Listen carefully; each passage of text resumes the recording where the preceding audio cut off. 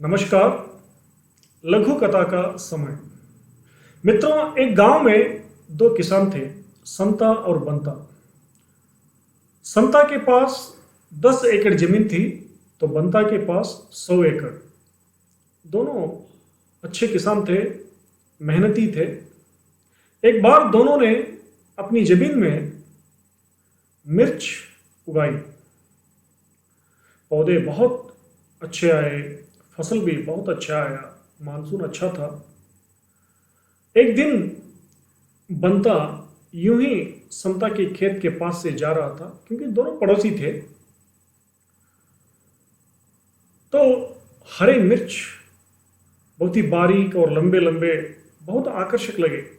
उसका मन किया कि कुछ वहां से चुरा ले। इधर उधर देखा तो कोई नहीं दिखे। सीधे जमीन में गया और 100 मिर्च तोड़कर अपनी थैली में डाल के निकल रहा था।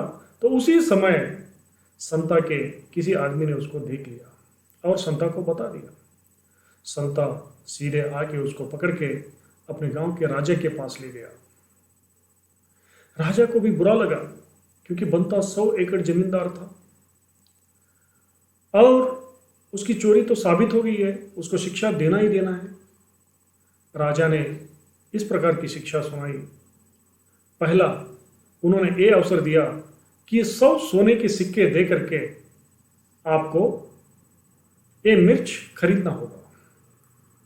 हम मानेंगे आपने चोरी नहीं की, आपने खरीद ली है। और दूसरा, ये सारे 100 मिर्च आपको खाना होगा, नहीं तो 100 मार खाने होंगे छड़ी से। बंता ने थोड़ा समझ लिया, सोचा ये मिर्च तो 100 सोने सिक्के के लिए काम नहीं आते और 100 कोड़े खाना भी उतना आसान नहीं है।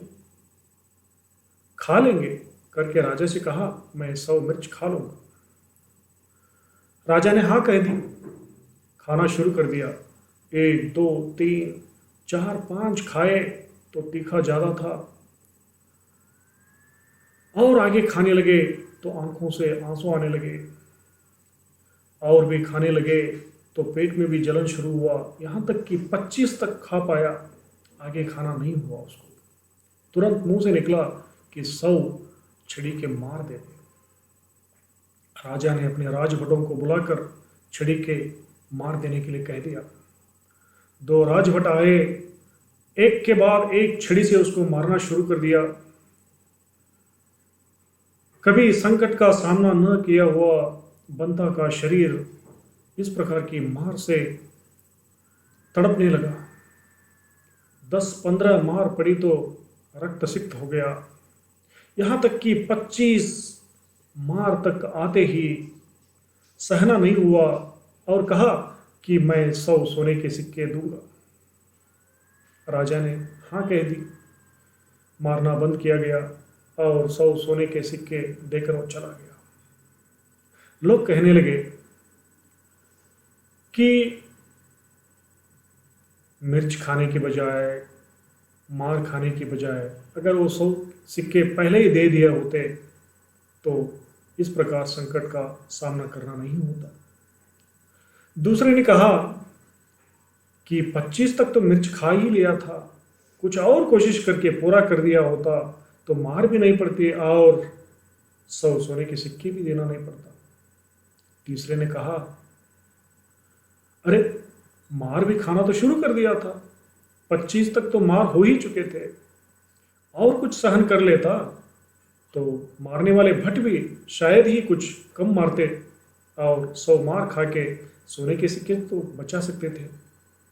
लेकिन किसी ने भी ऐसा नहीं सोचा कि संता बंता दोनों पड़ोसी थे और संता से पूछ के वो मिर्च ले सकते, चोरी नहीं कर सकते।